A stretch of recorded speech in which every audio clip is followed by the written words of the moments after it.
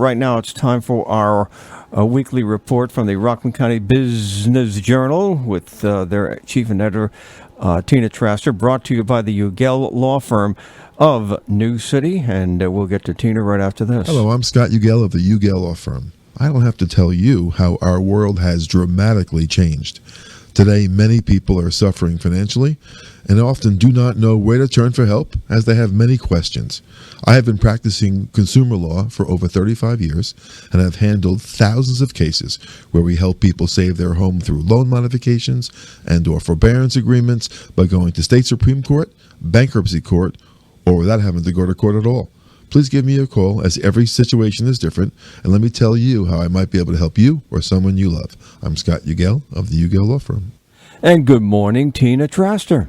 Well, good morning, Rockland County, as we await yet another round of snow, I think. Well, Hannock says no accumulation. All right, I'm actually looking at a yellow finch outside my window, and it's just making me think about the colors of spring. Speaking of animals, creatures, so I think that the community, once again, as it does periodically, becomes aware that there is a very unsettled and unresolved situation around Hi Tor. From a financial perspective, this issue really needs it needs the coordination once and for all of the county, and it also needs a dose of reality. So Orangetown, as I don't know if that's what you were talking about. I heard a bit of the previous call. Yeah. Orangetown has just decided that it is not going to go along with the 2021 contract. In 2020, they paid $40,000, which amounted to, I think it's about 4% of what all of the towns are meant to be paying. Ed Day, County Executive Ed Day, is essentially saying, unless there is the participation of towns, this new shelter that has been in the making for more years than anybody can count, is not going to be possible. That said, even though they have already hired a very, very prominent architect by the name of Rawhouse, Friedenfeld and Associates, these people do unbelievable work. They specialize in shelters around the country, and their work is really top-notch and high-end. So it's interesting to me that there is already an architect, on board here. There has been talk about this shelter. Allegedly, there is the almost $8 million to build it, but it's like there's like a lack of coordination amongst many things. One, there's two main issues. One is buy-in from the towns, which have been balking all along when the county raised up these contract rates dramatically over the last couple of years. They've never had the true buy-in from the towns. And not only that, but the craziest thing about all of this is there's no consideration for cats. For example, Orangetown's retraction of not renewing with Hi Tor and going with the Hudson Valley Humane Society, the only thing that they've taken into account for are the dogs. So what's missing in this entire picture is a global plan to deal with the homeless animals of Rockland County, which, by the way, are not only dogs and cats, but occasionally there are a whole other host of animals that need, that come to light for one reason or another and need dealing with. So the Hudson Valley Humane Society, which told me that they only have room for about 90 dogs at any given time, is not going to be the global solution for Rockland County's homeless animals.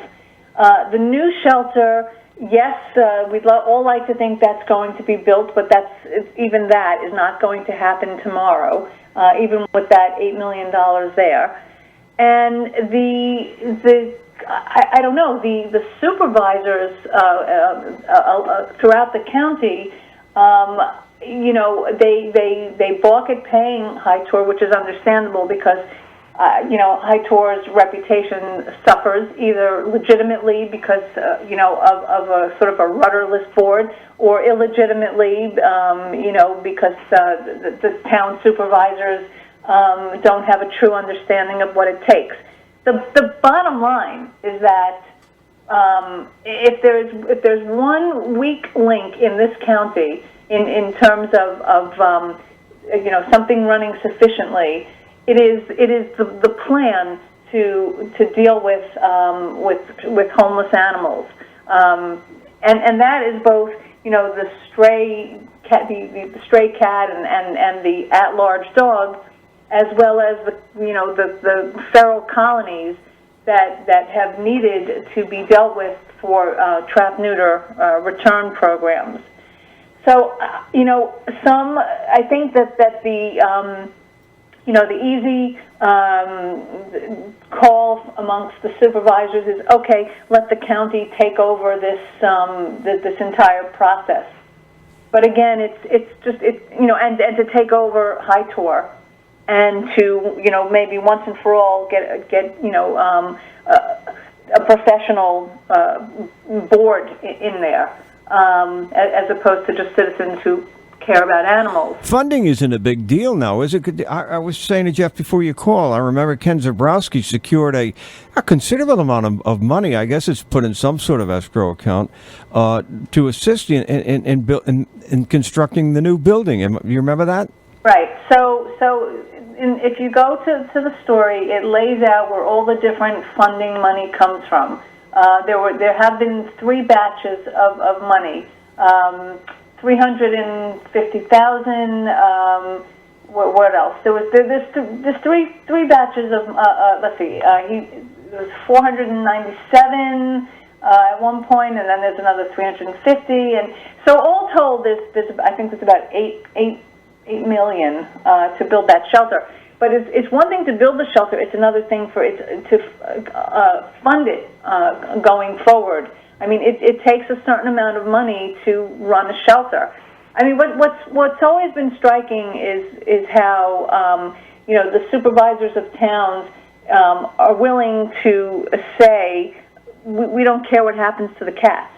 We're obligated by statute to deal with at-large dogs, but there's not even really been a provision for cats. There are towns and villages here in this county that don't even have an animal control officer.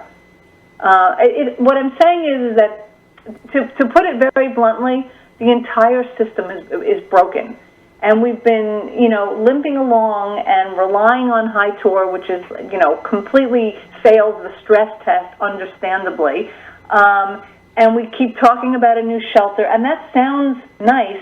But I guess what I'm saying is that this is about more than a building.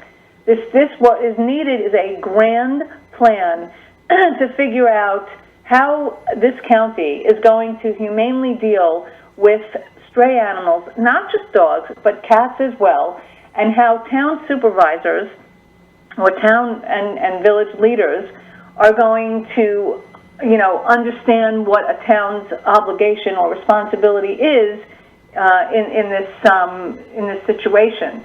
It's just too easy to say, oh, let's let the county take over Hi Tor.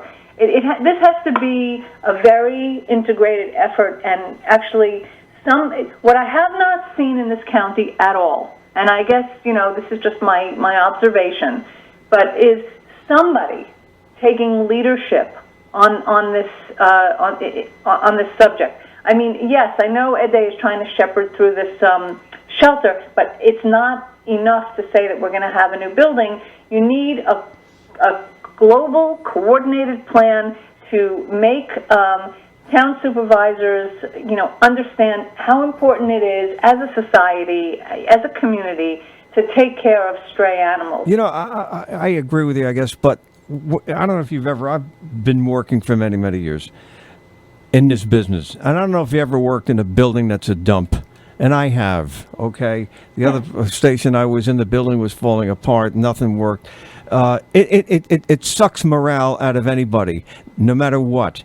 With the thought of a new building, everybody was real high on this, with at least reasonable facilities and things to assist in taking care of the animals.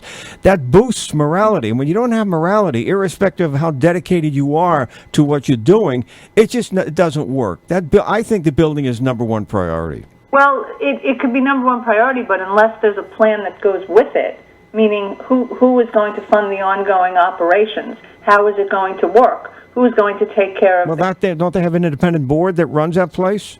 Well, that has always been, and I think remains, a weakness. I don't think that they necessarily have the skills to bring this into the 21st century. So, I think that the problem is that the county owns the building. They have, this is not. There are many communities where you have an animal shelter and they are nonprofits, but they're not government owned. And so it boils down to the work of the nonprofit to fundraise and to engage the community and to, and I have seen some really, really successful shelters do this. But we have this hybrid situation where our county owns the building and they, get to make the decisions. And then you have a nonprofit board that's made up of people who, while they may be good intentioned, might not have the skills to be coordinating this effort. And I can tell you, because I've known this for a long time, that the town supervisors, particularly of Orangetown, Clarkstown, and Haverstraw, have never bought into these high fees that Hi Tor wanted.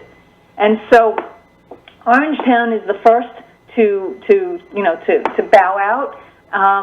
Would I be surprised to see Clarkstown or Haverstraw go next? No, I would not be surprised. And so, what is Hi Tor going to, how are they suddenly, according to Ed Day, how will they go forward and fund the building if you don't have the buy-in of the towns? This is why I'm saying, of course, a new building is needed. That building is a disgrace. And think about the pressure those people who work there are under. Absolutely. Not only trying to keep, creatures alive, but to do so in warlike or like Eastern European 1970s conditions. It's really, it's actually heartbreaking. But what this calls for is leadership, and somebody in this county must step up and take a leading role. And I just have not seen that in the county, and I think that's why there's so much. I think that it sounded like your last caller was quite angry. I think that there is a lot of anger. All right, do you have this in your publication? Yes, this was posted this morning, and actually it's going out in our daily e-blast tomorrow, and people should sign up. I recommend that people read this extensively to have more perspective of it. Yeah. And it's strictly an online publication, RCBIZjournal.com, RCBIZjournal.com. All right, Tina, thanks a lot. Have a great week.